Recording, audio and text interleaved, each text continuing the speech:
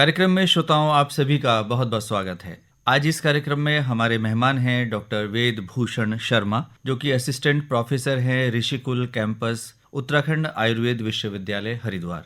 Doctor वेद भूषण शर्मा, आपका बहुत बहुत स्वागत है हमारे इस कार्यक्रम में। धन्यवाद। हम सभी जानते हैं कि ये गर्मियों का मौसम अपने चरम पर है और ये मौसम लेकर आता है कई बीमारियां। वो संक्रामक होती हैं और आमतौर पर उल्टी आना, जी मिचलाना, डायरिया, ये इसके सामान्य से प्रकार हैं। लेकिन आमतौर पर सुनने में आता है कि फूड पॉइजनिंग हो गई, जिसे हम हिंदी में कहते हैं आहार विषाक्तता। तो ये जो फूड पॉइजनिंग है, ये क्यों हो जाती है और गर्मियों में इसका जो प्रिविलेंस है कुछ ज्यादा है, क्या कारण है डॉक्टर साहब? देखिए, आहार विषाक्तता एक ऐसा सब्जेक्ट है कि जो वैसे हर मौसम में रहता है, चाहे वो सर्दी की बात करें चाहे वो गर्मी की बात करें। गर्मियों में ज्यादा इसलिए हो जाता है कि आहार में जो माइक्रो ऑर्गेनिज्म कई बार ग्रो कर जाते हैं, जैसे जीवाणु, कीटाणु या फिर उनके विभिन्न प्रकार के टॉक्सिन्स। उन टॉक्सिन्स की वजह से जितनी भी क्वालिटी है उसकी फूड की, वो काफी खराब हो जाती है और वह अगर हमारे द्वारा कंजम्पशन किया जाता है, हमारे द्वारा खाया जाता है, तो वह बॉडी में ये इस तरीके के लक्षण जैसे उल्टी आना, दस्त लगना, कई बार बुखार हो जाना या फिर लक्षण बढ़ जाएं तो कई बार इसमें जो है मृत्यु होने की भी संभावना रहती है। तो इसे हम घातक मान सकते हैं। बिल्कुल। डॉक्टर वेद भूषण शर्मा जी, हम सभी जानते हैं कि समय का सबके पास अभाव है और आमतौर पर यदि गृहिणी भी है और वो कामकाजी है तो देखा जाता है कि एक ही बार खाना बना लिया सुबह और उसके बाद उसको फ्रिज में रख लिया, तो ये मान लिया जाता है कि ये सुरक्षित है। आप कितना सहमत हैं इससे? क्या ये सुरक्षित होता है? देखिए, ये आपने जो विषय कहा है ये सबसे सामान्य समस्या है हमारे समाज की। देखिए, ठंड के मौसम में तो कई बार ये चीज चल जाती है क्योंकि उस वक्त टेम्परेचर इतना डाउन होता है कि जो जीवाणु या कीटाणु होते हैं ये इतना ज्यादा ग्रो नहीं करते। लेकिन गर्मी के मौसम में ये प्रैक्टिस बहुत ही हानिकारक और घातक हो जाती है, क्योंकि जो भी खाना अगर आपने बनाने के तुरंत बाद ग्रहण नहीं किया, खाया नहीं है, तो वो सड़ने लगता है। उसके अंदर चाहे वो बैक्टीरिया हो चाहे वो टॉक्सिन्स हो, उनके ग्रो करने लग जाते हैं और वह इतने घातक हो जाते हैं कि जब भी आप अगर उसको दोबारा कंजम्पशन करेंगे तो वह बहुत ही ज्यादा हानिकारक स्थिति पैदा कर देते हैं। डॉक्टर शर्मा, क्या भोजन को एक बार गर्म करने से ये सब समस्याएं दूर हो जाती हैं क्या? काफी हद तक दूर की जा सकती हैं अगर आप भोजन को दोबारा गर्म कर लेते हैं तो, क्योंकि टेम्परेचर एक पर्टिकुलर डिग्री तक पहुंचने के बाद बैक्टीरिया को किल कर देता है। तो हम ये मानते हैं कि गर्म कर जाती है, लेकिन बार बार गर्म करने से ऐसा शायद संभव नहीं होगा, क्योंकि जो उसमें होने वाले कीटाणु हैं वो कई बार और भी ज्यादा फ्लरिश हो जाते हैं और वो इस हद तक आ जाते हैं कि वो टेम्परेचर से किल नहीं होते, उनकी मात्रा बनी रहती है। डॉक्टर शर्मा, क्या टॉक्सिन्स जो उन्होंने प्रोड्यूस किए हैं उनका प्रभाव भी कम हो सकता है गर्म करने से? बिल्कुल, टॉक्सिन्स की भी, क्योंकि पर्टिकुलर टेम्परेचर पे जाकर के टॉक्सिन्स भी निष्क्रिय हो जाते हैं। तो अगर भोजन को गर्म कर लिया जाए एक पर्टिकुलर टेम्परेचर पे,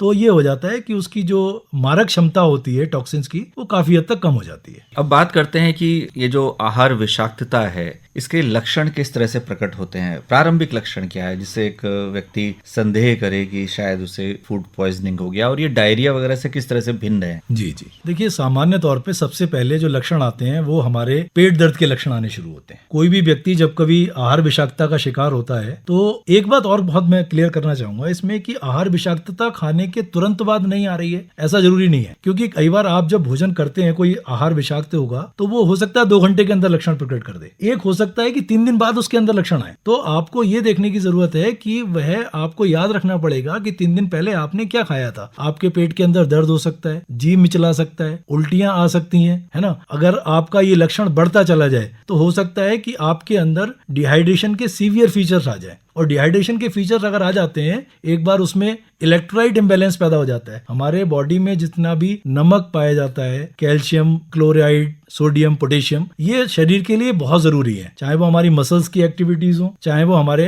रोजमर्रा के कार्य हो। अगर ये डिसबैलेंस हो जाते हैं तो कई बार फिर हमारे जीवन पे संकट गहराने लगता है। तो फूड पॉइजनिंग या आहार विषाक्तता में जटिलताएं क्या हो सकती हैं? बिल्कुल, देखिए, जटिलताएं अगर हम कहें बच्चों के संदर्भ में, तो बच्चों के संदर्भ में ये अपने आप में एक जानलेवा बीमारी है। प्रेग्नेंट लेडीज के संदर्भ में ये जानलेवा है, बुजुर्गों के संदर्भ में ये जानलेवा है। काफी हद तक एडल्ट्स जिनकी अपनी इम्यूनिटी पावर बेहतर होती है वो इसको टॉलरेट कर जाते हैं अगर वह माइल्ड लेवल का इन्फेक्शन है। लेकिन बच्चों में चूंकि वाटर कंटेंट काफी इंपॉर्टेंट होता है और बच्चों में अगर लूज मोशन हो जाए, वॉमिटिंग हो जाए, तो बच्चों में बहुत जल्दी डिहाइड्रेशन के फीचर्स आ जाते हैं और उसकी वजह से कई बार बच्चों की डेथ भी हो जाती देखती गई है। डॉक्टर शर्मा, हमने आरंभ में बासी भोजन की बात की, लेकिन हम अन्य कारणों पर भी आना चाहेंगे। तो वो अन्य कौन से कारण है जो आहार विषाक्तता पैदा करते हैं? क्या बाहर का बना भोजन? बिल्कुल। एक चीज मैं और इसमें ऐड करना चाहूंगा, भोजन का अर्थ हम सिर्फ भोजन से ना लें, उसमें पानी भी शामिल है, हमारे पेय पदार्थ भी शामिल, फल भी शामिल। हमारे यहाँ जो भोज्य की कैटेगरी में आता है आयुर्वेद में, अशित, पीत और लीड और खदित, मैं इसको और एक्सप्लेन कर दे रहा हूँ। कुछ चाट के खाने वाली चीजें होती हैं, कुछ ठोस रूप में खाने वाली चीजें होती हैं, कुछ चबा के खाने वाली चीजें होती हैं। तो जो भोजन है वो,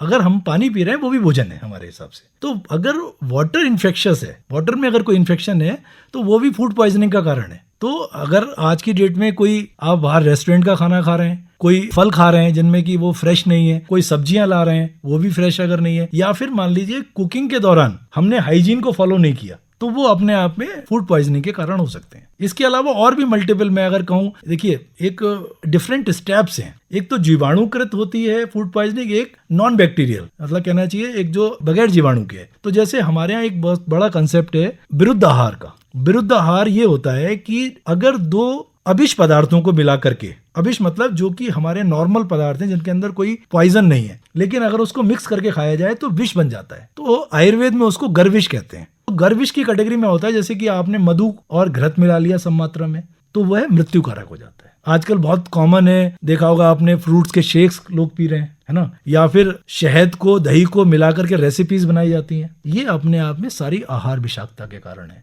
क्योंकि हमारे शास्त्रों में ये बताया गया है कि किस चीज को गर्म करके खाना है, किसको नहीं खाना है, किसको किस मात्रा में खाना है, किसका संस्कार करना है नहीं करना है। तो अगर ये चीजें हमारे शास्त्र के अनुसार नहीं फॉलो होंगी तो वह विषाक्तता का कारण बन जाती हैं। जी, हमने कारणों पर बात की, लक्षण आपने बता ही दिए। अब जानना चाहेंगे कि इसका उपचार क्या है, किस तरह से ट्रीटमेंट किया जाता है जब एक बार ये स्थापित हो जाए कि फूड पॉइजनिंग है, और इसके लिए कोई खास जांच है? हाँ, देखिए, एक तो सबसे पहले मैं ये कहना चाहूंगा, फूड पॉइजनिंग ऐसी चीज है जो कि सबसे शुरुआती लक्षणों को घर पे आसानी से ठीक किया जा सकता है। सामान्य तौर पर जब कभी किसी प्रकार का, किसी को जी मिचला रहा होता है, उल्टी आ रही होती है, पेट का दर्द हो रहा होता है, तो हम घर में पड़ी हुई सौंफ या फिर कोई हींग की गोली वगैरह इस तरह की खा लेते हैं। ठीक है, वो सामान्य तौर पर ठीक है। लेकिन हमें ये देखना होता है कि क्या वह लक्षण बढ़ तो नहीं रहे।